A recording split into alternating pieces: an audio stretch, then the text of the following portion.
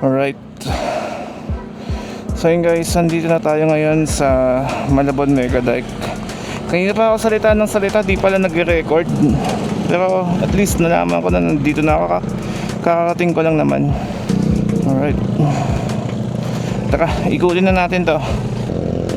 Kung gusto nyo mag-jogging, pwede dito. Kaso medyo malayo. May kalayuan talaga to sa main road. Ayan, maraming nangingisda dito. Ayan, pipishing sila.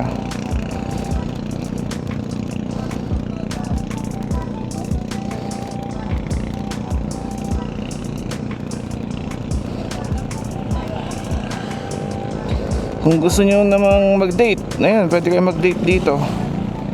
Daming nagde-date dito. So nabanggit ko nga kanina na itong scooter na to is Teberan Fighter Mini. Sa kasamaang palad, nasira yung kanyang speedometer. So gumagamit tayo ngayon ng third party speedometer gamit yung phone natin. Ayun yung takbo natin. Umalis tayo kanina sa bahay na ang battery natin is 97%. At nung dumating tayo dito is 64% na lang. So enough lang to para makapag-ikot tayo dito and makauwi tayo sa bahay. So mamaya magtitipid na tayo ng battery. Ayan. Check natin kung full charge na ba yung Neo natin para makapag-follow mode tayo. Ito, full charge naman siya. Ready lang natin yung cellphone natin sakaling bumitaw siya ng connection.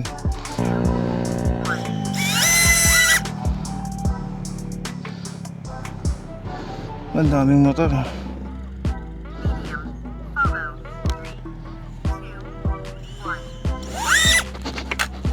Uy, kagi. Nahulog pa yung drone natin. Tabi muna natin to.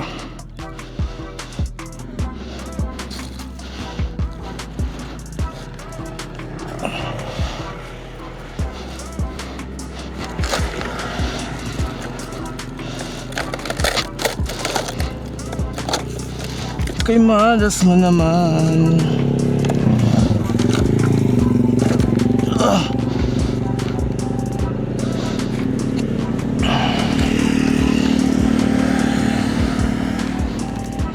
Buti hindi sa tubig nahulog. Malas.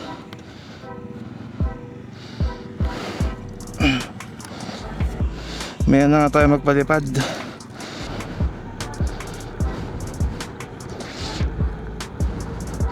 $65% battery. Ginabahan ako dun, nakakala ko magsiswimming na yung drone ko sa tubig. Ay nako. Uy, malalim. Ayan, kita nyo pala medyo palubog na rin yung araw. Hindi na rin ganun kainit dito. So ang oras pala ngayon is 5:23 na lang ng hapon.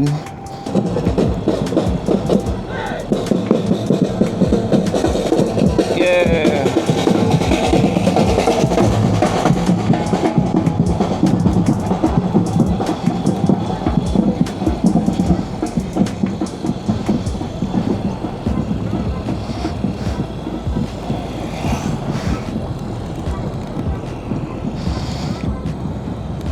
Solid oh. Picnic na lang sila. May mga part nga lang dito na hindi sementado, pero okay lang naman kasi guys, wala pang ano naman to, 5 meters yata.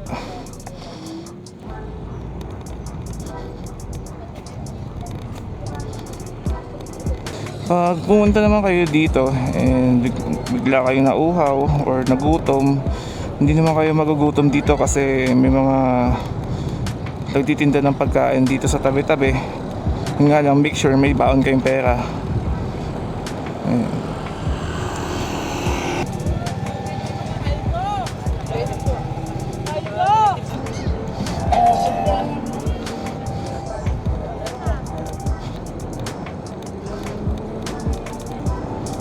So yung part na to, dito yung maraming tao. Yan, ang dami nagbebenta ng mga iced coffee, mga siomai, yan, mga kung ano pang mga pagkain dito. Kwek-kwek, tok neneng, sagot gulaman, nachos, burger. Yan, pero na nga lang talaga kulang para pumunta kayo dito.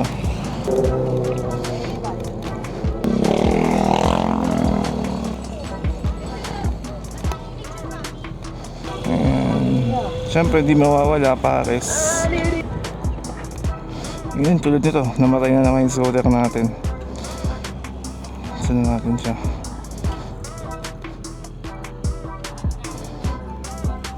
%59% na battery.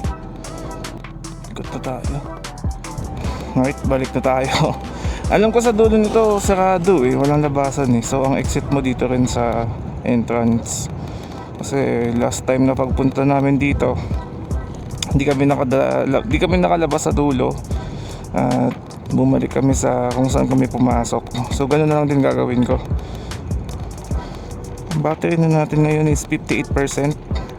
I think it's enough na para makabalik tayo.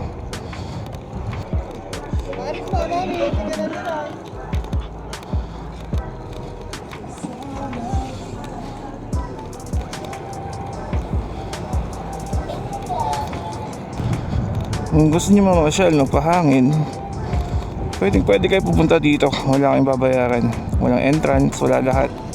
Bili nga tayong inumin. Kahit na pa ako nauuhaw eh. Kuya, pabili ng mismo. Ate, bukas na ba yung sa dulo? Sarado pa rin? Yung coke na lang. Yung daanan sa kalsada, ay yung daanan doon sa dulo, yung labasan. Dito pa rin yung labas ko yun. Magkano to kayo? Huling bubuhati mo yun sa gate. kasi yung huling punta ko sarado pa rin eh. Oo. Ay, namatay na naman siya. So meron na tayong 52% ng battery na naiiwan. Black. Makakauwi naman siguro to. Ayan na. Habang palubog na yung araw, maraming mga taong pumupunta dito. Ayan, nakakasalubong na natin. Okay, lubak. Ito yung maganda sa scooter na to. Kahit na scooter siya, electric scooter siya, is meron siyang dalawang suspension, harap at likod, monoshock. So yung mga ganitong terrain na medyo malubak, hindi siya ganun kalakas ng impact sa nakasakay nito. Hulog ang aking bag.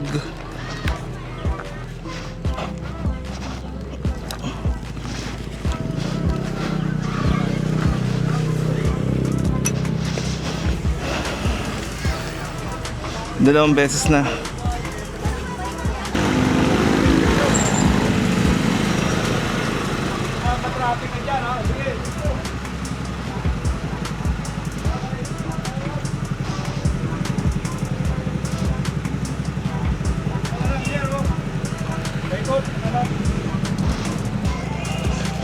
Dahil traffic doon, dito tayo pinadaan sa looban. Ikot lang naman to, mas malayo lang ng konti, at least walang traffic. Ayan, napit na tayo sa labasan. Push pa natin. Actually, pwede na tayong kumanan doon, pero diretso na lang tayo. Yes!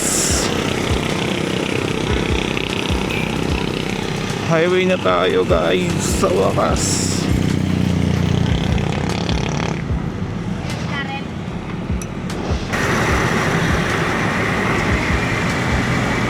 Hoy, checkpoint!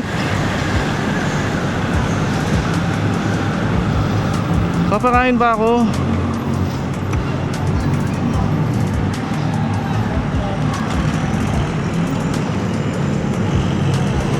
Wala, e-bike nga pala. Ay, scooter nga pala dala ko. Namatay ka na naman.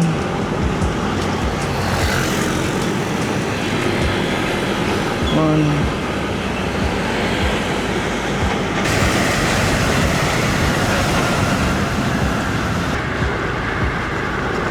Well, back.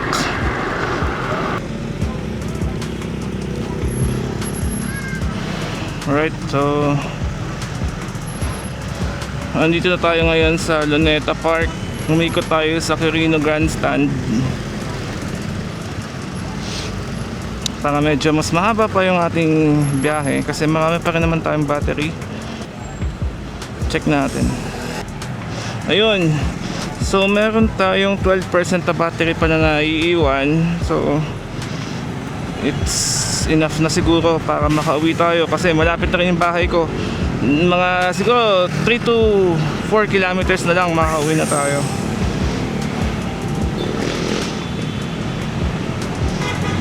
Noin lang natin sa mode 4.